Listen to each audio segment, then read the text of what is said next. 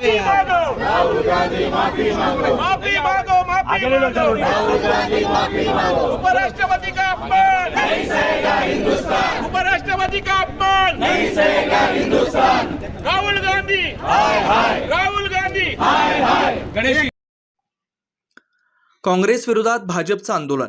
तृणमूल काँग्रेसचे खासदार कल्याण बॅनर्जी यांनी संसदेच्या पायऱ्यांवर आंदोलन करताना उपराष्ट्रपती जगदीश धनखड यांची नक्कल केली होती.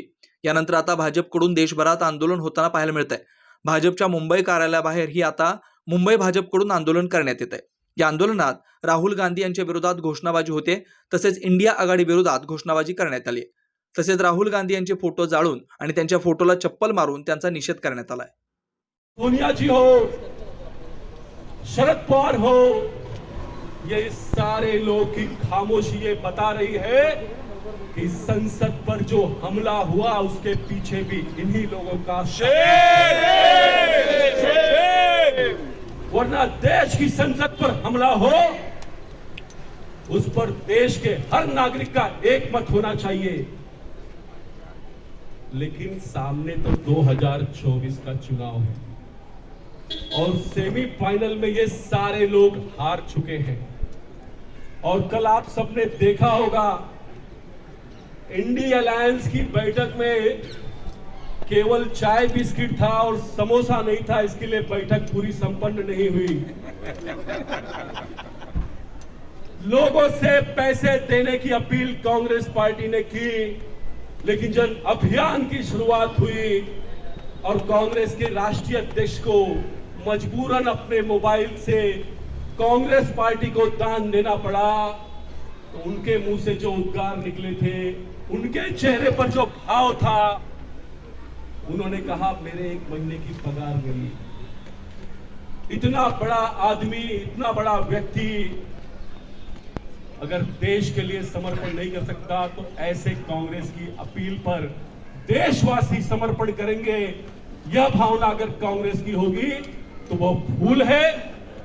और उसके लिए देश की लोकतंत्र के साथ जो मजाक ये इंडिया अलायंस कर रही है, ये अलायंस केवल और केवल कुछ परिवार को बचाने के लिए, कुछ व्यक्तियों के मन की इच्छाओं को पूरा करने के लिए बना हुआ अलायंस है।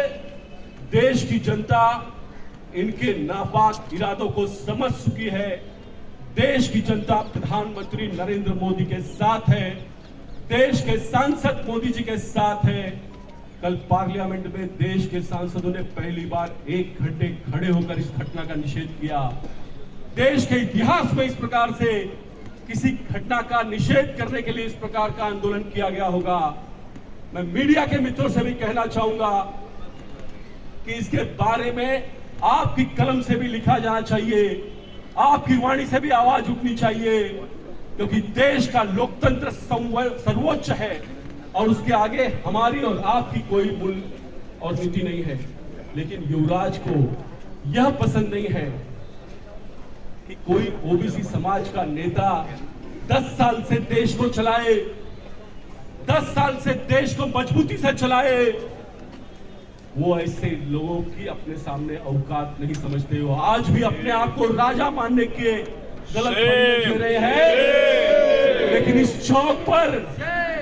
चौक पर मैं खुलेआम घोषणा करने का साहस करता हूं, अगर अब भी वक्त है, इंडिया अलायंस के लोग अब भी नहीं सुधरे, तो 2024 के बाद ये लोग इस प्रकार से आंदोलन करने के लिए भी नहीं बचेंगे।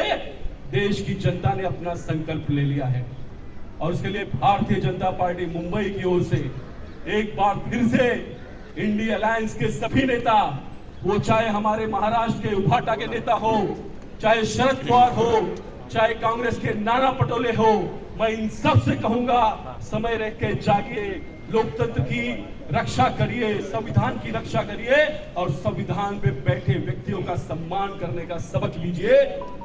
इन्हीं शब्दों के साथ एक बार फिर से भारत के उपराष्ट्रपति का जो अपमान कल्याण बनर्जी ने किया और जिस प्रकार से इस घटना के मिमिक्री की वीडियो शूटिंग राहुल गांधी ने की, उसकी हम भर्त्सना करते हैं, निंदा करते हैं।